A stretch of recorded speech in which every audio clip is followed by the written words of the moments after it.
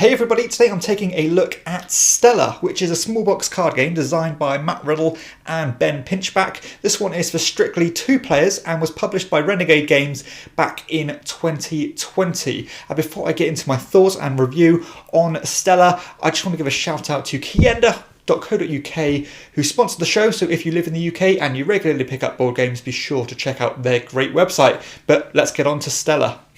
Okay, so a game of Stella is going to look like this when it's set up, where you have this communal row of cards here next to these numbers, these number kind of spots, and that's going to be important for one of the main mechanisms in the game.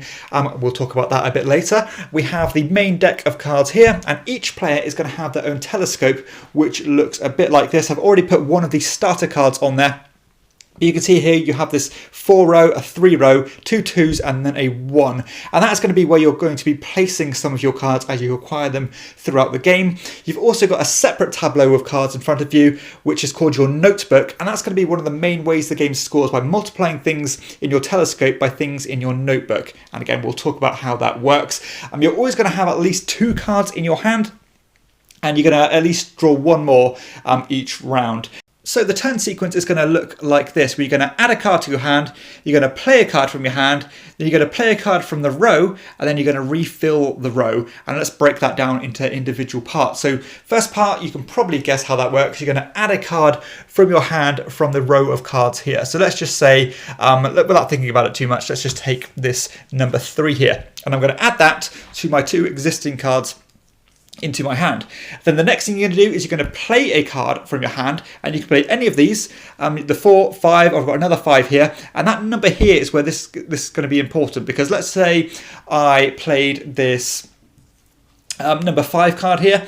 What I'm going to do is I'm either going to put it in my notebook, or I'm going to put it in my telescope.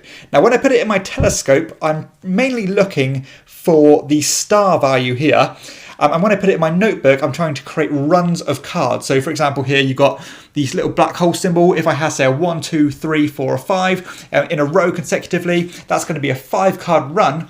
And then I'm going to multiply any stars I have of those matching symbols. So let's say later in the game, I had this black hole in here.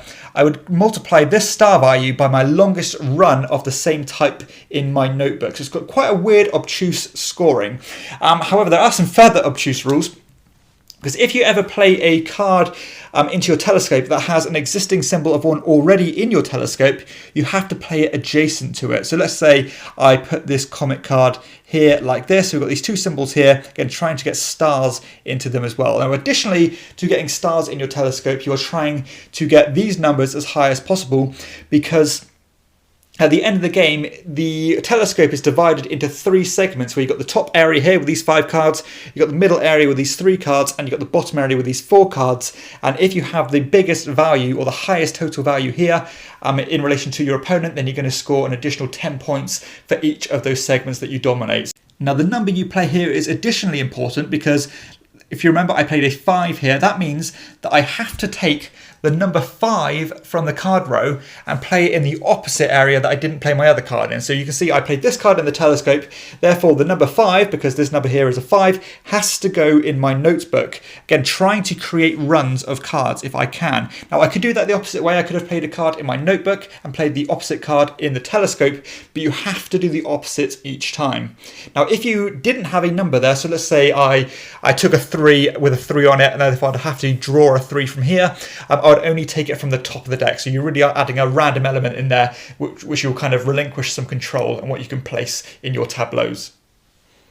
And of course, at the end of your go, you're going to refill the row of cards here for your opponent to do the same thing. And you're going to keep playing until you've filled your entire telescope up with cards. So let's advance the game somewhat and show you how the scoring works in detail.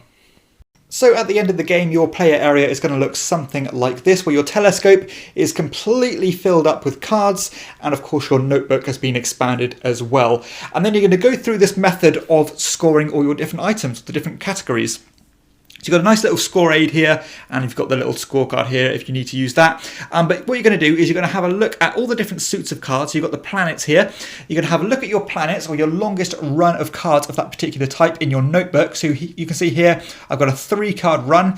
So that's going to be, that's quite a decent run. But you've also got these satellite cards, which are basically wilds, and you can choose to allocate them to any of your different suits at the end of the game to try and expand that run. So you can see here, I've actually extended it to a 4-card run because I've got a 1, 2, 3, and 4. Now these don't necessarily have to start with a 1. They could start with a 3. You know, it makes a difference. You can get like a 3, 4, 5, and that would still be a 3-card run. But just for example's sake, I've started from a 1 here. And then I'm going to have a look at my longest run. So that's 4 multiplied by the number of stars in that particular category. So my planets, I've got 2 stars here. So 1 star on this planet card and 1 star on this planet card. Therefore, it would be 4 times 2 for 8 points. You can also see there are further restrictions on my telescope because if I ever play a symbol, I'm going to have to keep adding on to that symbol in future placements. So I can't just put, say, one of these planets here and then one all the way over here. You have to have them connecting in some way or another. It doesn't matter where it is. So with this planet, it could have been a planet here, here, here, here, or here, as long as it's touching. So everything here is technically legal. So you've got all the right planets touching each other with no exceptions.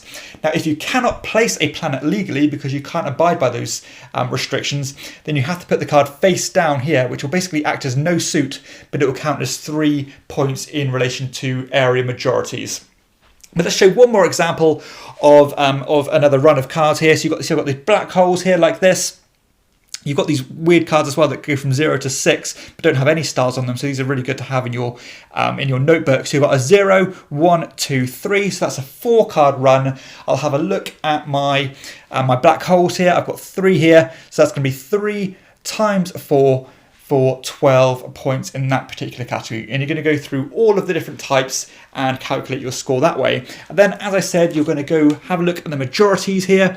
So my top area, which is these 5 cards, is going to be a total of 3, because if you remember, these face down ones are 3, and then add this one for 8, 9, 10, 11, 12, 13, all the way up to 18. So that'll be 18 there, and I'll compare it to my opponent, and whoever's highest would get those 10 points, and you repeat that process for all the different areas. And additionally, you'll get a diversity bonus if you get all the different symbols in your telescope, which I'm not sure if I've managed to do that here, but that's going to be it. Basically, you're going to keep going until you've filled that telescope up, calculate all these different categories, and the player with the most victory points is going to be the winner.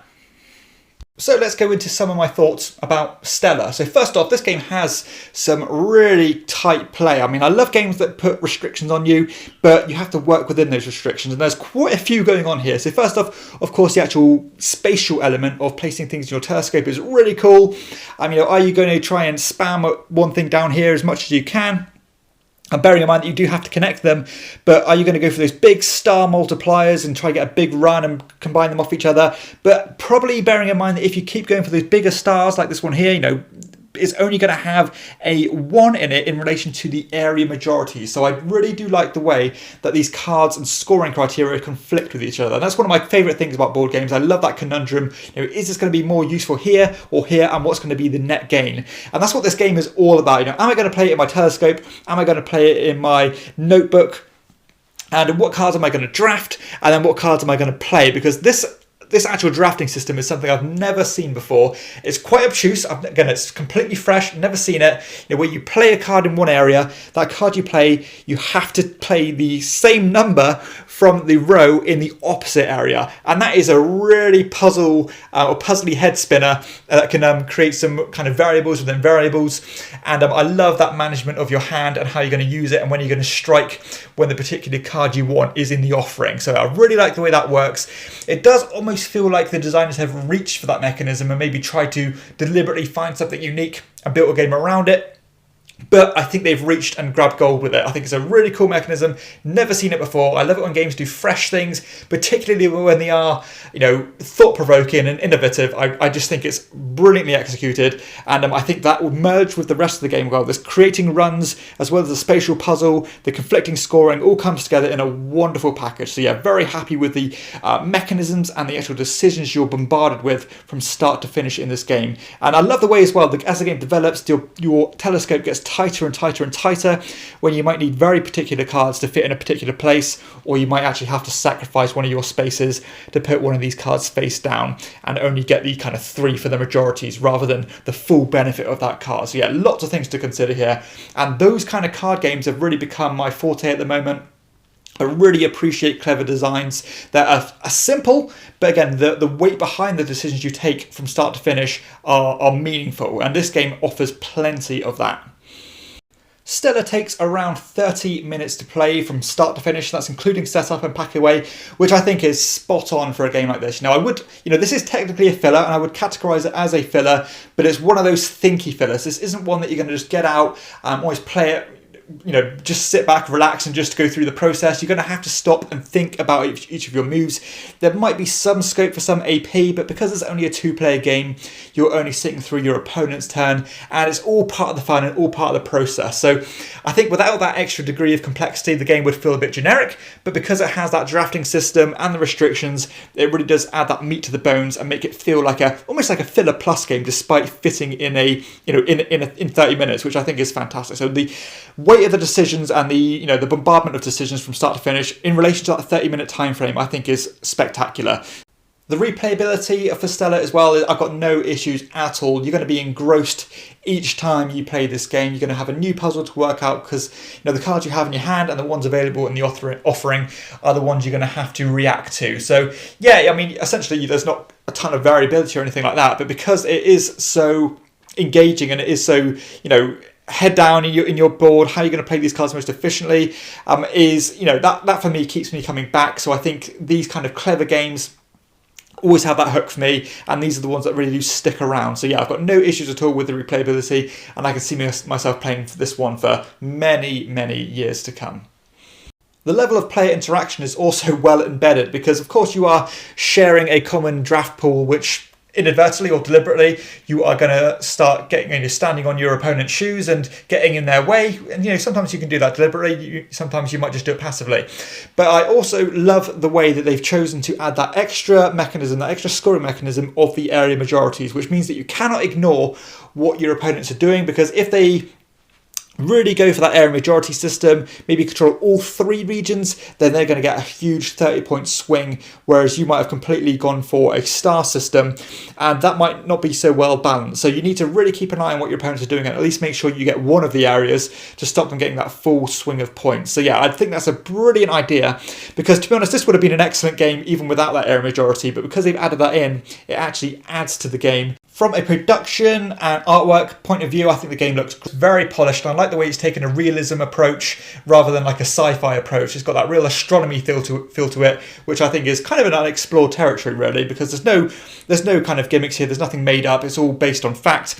You've got little tidbits in all the cards. The cards themselves are good quality. They're nice, kind of slick and nice to handle. And I like the way that you build your little telescope out, and it's got a real nice artwork on the back of it. So yeah, I've got no issues at all with the production. I think it's a very well polished product. All the artwork pops nicely. It looks good when it's all set out. And if you're into this kind of theme, then I think you're going to really like the visuals of this one. I really enjoy the sense of progression in Stella. The fact that the board or your little tableau gets tighter and tighter as the game goes on.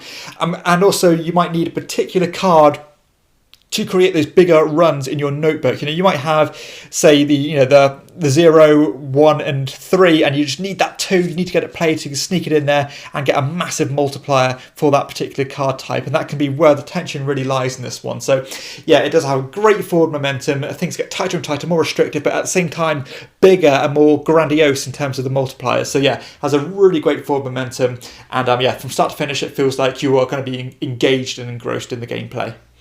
So, final thoughts on Stella. So, to be honest, card games like this are what really excite me, and I love having ones like this in my collection. There are loads going on here, just great weighted decisions from start to finish, but still simple but quirky rules. And I like it when games try something a bit different. This one certainly does that, but still has some familiarity in terms of the spatial puzzle. You got some simple concepts here, like making runs of cards, but that drafting system is so interesting, just completely off the wall. Nothing I've seen before.